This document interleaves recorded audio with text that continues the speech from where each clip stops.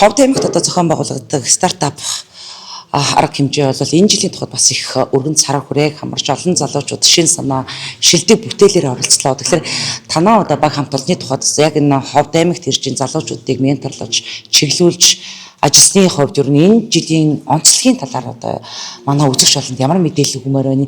Ховд аймгийн залуучууд маань юун дээр одоо илүү дэвшиж одоо хөгжиж чадсан байна? Юун дээр цаашид илүү анхаарах шаардлагатай болсон байна гэдэг талаар мэдээлэл өгөх үү? Ер нь Ховд аймаг залуучуудын гарааны бизнесийг дэмжих хөтөлбөрүүд дээр өмнөх жилүүдийг харах юм бол маш одоо ариун туршлагатай залуучууд маш сайн хөгжиж чаддаг аймаг байгаа. За мөн одоо энэ Ховд аймгийн одоо хөдөлмөр халамжуулалтын газар Ховд аймгийн засаг даргын хамгийн газар бол одоо залуучуудын яг одоо хөгжил дэвшилтээр тэрс маань гарааны бизнесийг дэмжих чиглэлээр маш одоо тууштайгаар идэвхтэйгээр ажилладаг ийм байгууллагууд байгаа. За ганц жишээ нь бол энэ 30 сая төгрөгийн санхүүжилтийг болохоор хөдөлмөрийн нийгмийн хамгааллын яамны хөдөлмөрлөлтийг дэмжих сангаас гаргадаг бол сүүлийн 4 жилийн хугацаанд Ховд аймгаас нэмэлт 30 сая төгрөг гаргаад ингээд шагналын сан хүртэл одоо нэмэгдээд явж байгаа юм одоо мундаг туршлагатай аймаг байгаа. За бус аймагуд бол яг ийм одоо нэмэлт санхүүжилт гаргадаг зүйл бараг байдаг байгаа.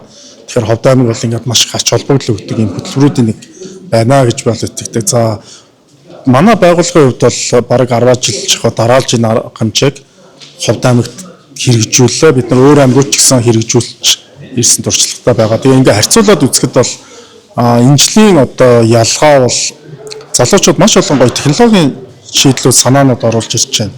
За энэ нь болохоор орон нутагт бол нэг тийм татагдаад байдаг зүйлүүд биш. Тэгэхээр Ховд аймгийн залуучууд бол одоо электроникийн санаануудаас гадна хиймэл оюун ухаан одоо аппликейшн хөгжүүлэлт гэдэг маш олон технологийн санаанууд орж ирж байгаа нь бол энэ бас одоо аймагт тодорхой хэмжээний бас энэ гарааны бизнес экосистем буюу таатай орчин бас бүрэлдэх одоо тэр хандлага зүйлүүд нь бий болж байгаа юм болов уу гэсэн зөв хувийн одоо бодол байна. Тэгээ энэ жилийн арга хэмжээнд дээр бол үнэхээр бас би бол маш сэтгэл хангалуун байна. Залуучуудын чадвараас гадна оролцооны хувьд бол үнэхээр бас шат ахиж байна л гэж би хувийн талаас итгэж байна. Бас нэг зүйлийг энэ дээр онцлон дурдахгүй харахгүй байна л да. Зарим одоо оролцогчид төслөө танилцуулаад ингээд байж явахдаа хэлж ин л да. Би бол шантрахгүйгээр одоо энэ төслөө ингээд хөгжүүлсээр одоо өнөөдрийг хүрлээ. Олон ч одоо стартап тэмцээнүүдэд орж исэн, шалгарч байгааг ч гэсэн шантарч болохгүй гэдгийг одоо өнөөдөр ингээд санхүүжилтээ аваад одоо өөрийн биеэр мэдрээд ингээд зогсож байгаадаа баяртай байна гэдэг чинь. Тэгэхээр нийт одоо оролцогчид нарт хандаж хэлэхэд та ямар зүйлийг одоо бас хэлмээр байна? Би энэ дээр нэг жишээ авчвал Ховд аймгийн нэг уушиг брэнд гарсан байгаа. Тэгээд уушиг брэнд маань 4 удаа амжилтгүй оролцоод хамгийн сүүлийн жилээ одоо бараг шантрахыг шахуул одоо 10 сая төгрөгийн тухайн үед 10 сая төгрөгийн буцалтгүй санхүүжилт авч ирсэн байгаа.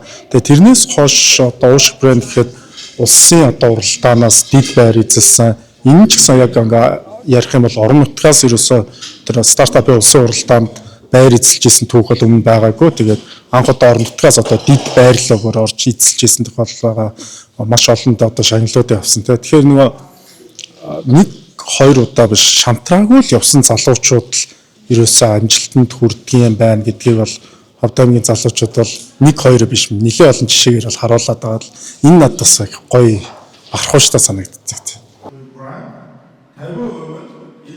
Ховд аймгийн шилдэг гарааны бизнес эрхлэгч залуусыг шалгаруулах стартап Ховд 2026 арга хэмжээний шалгаруулалт өнөөдөр болж шилдэгүүдээ тодрууллаа. Энэ жилийн хувьд 5 шилдэг стартап төслийг шалгаруулсан бөгөөд хөдөлмөр эрхлэлтийг дэмжих сангаас 50% эргэн төлөлтийн нөхцөлтэйгээр тус бүр 15 сая төгрөгийн санхүүгийн дэмжлэгийг 2 шилдэг гарааны бизнес эрхлэгчид олголоо. Түүнчлэн Ховд аймгийн орон нутгийн хөгжлийн сангаас тус бүр 10 сая төгрөг, нийт 30 сая төгрөгийн бусалтгүй санхүүгийн дэмжлэгийг 3 шинэлэг санаа бүхий гарааны бизнес эхлүүлж байгаа залуусыг дэмжин олгосон байна. За энэ жил хөдөлмөр халамжуулалтын газартай хамтраад залуучуудын гарааны бизнесийг дэмжих стартап 2026 арга хэмжээг одоо 3 хоногийн туршид зохион байгуулж өндөрлөж байна. Тэгээд ялагчийн тодруулаад одоо шагналын сая гардууллаа. За аймгаас энэ жил болохоор 20 сая төгрөгөөс 30 сая төгрөг болгож нэмэгдүүлсэн. 3 одоо бизнесийн санааг бол дэмжсэн байгаа 10 сая төгрөгөөр.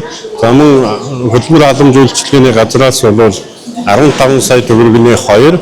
Тэгээд энэ нь болохоор 7.5 буцалтгүй 7.5 бага хүүтэй зээл гэсэн ийм чиглэлээр бол 5 одоо гарааны бизнесийг бол өнөөдөр дэмжлэг үзүүллээ. За мөн бид нэр хөгжлийн бэрхшээлтэй иргэдийнхээ дунд бас стартапыг бол өнгөрсөн жилээс бас зохион байгуулж эхэлсэн байгаа.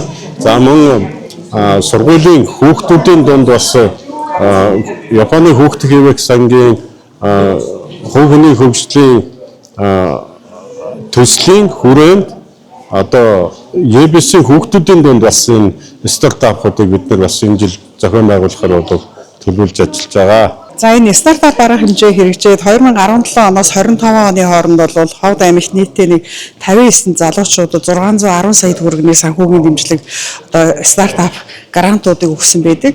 За үүнээс одоо зарим жил нь бол 100% төлөлтөө, зарим жил нь бол буцалтгүйгээр их мэтчлэнгээр явсан байдаг. За орон нутгийн төсвөөс бас энэ санхүү 90 сая төгрөгийн санхүүжилтийг олгосон байдаг.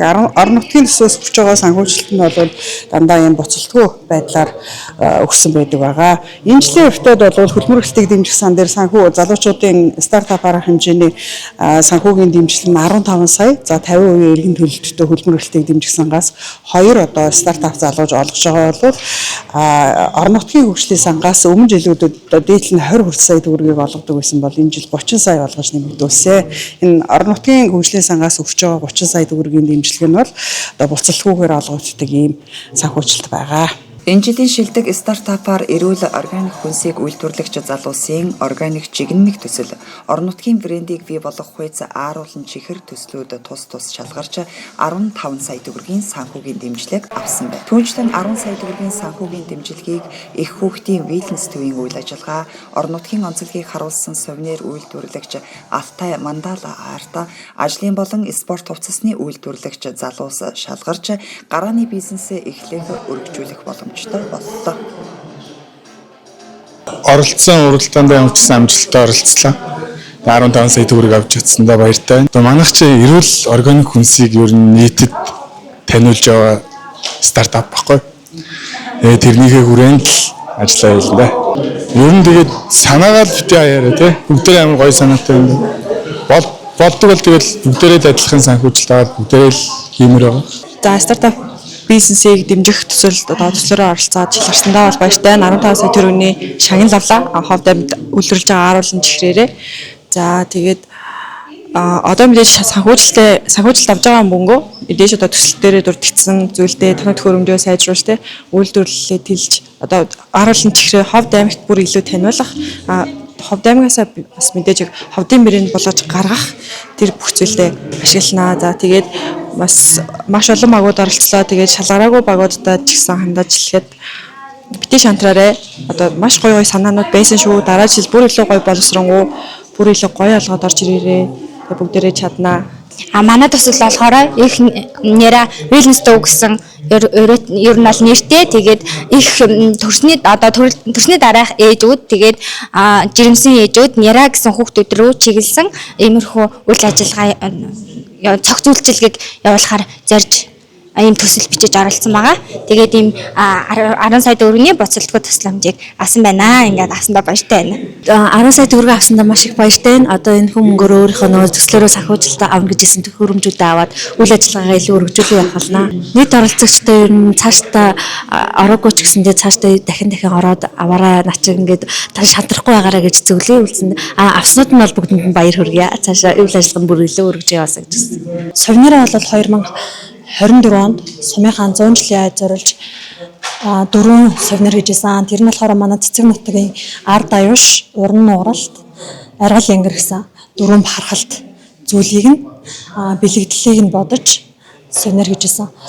Анх энэ хийх санааг зөвхөн энэ миний нөгөө сум болгонд ингээд очиод яг бэлэг турсгалын зүйлсгээд өгөхөр яг нөгөө гоё бэлгшээгээд өгөх сувнир бэлэг турсгалын зүйлс ер нь байхгүйсэн болохоор би энийг хийгээд үзвэл ер нь хүмүүс яах юм бэ? Цаашдаа ингээд аймаг сумдуудад бас өөрийн гэсэн бас сумын онцлог аймгийн онцлогийг харуулсан гарын урлалын зүйлсийг хийх юм бол надад бол эрэлт хэрэгцээ юу байна гэж бодож байна.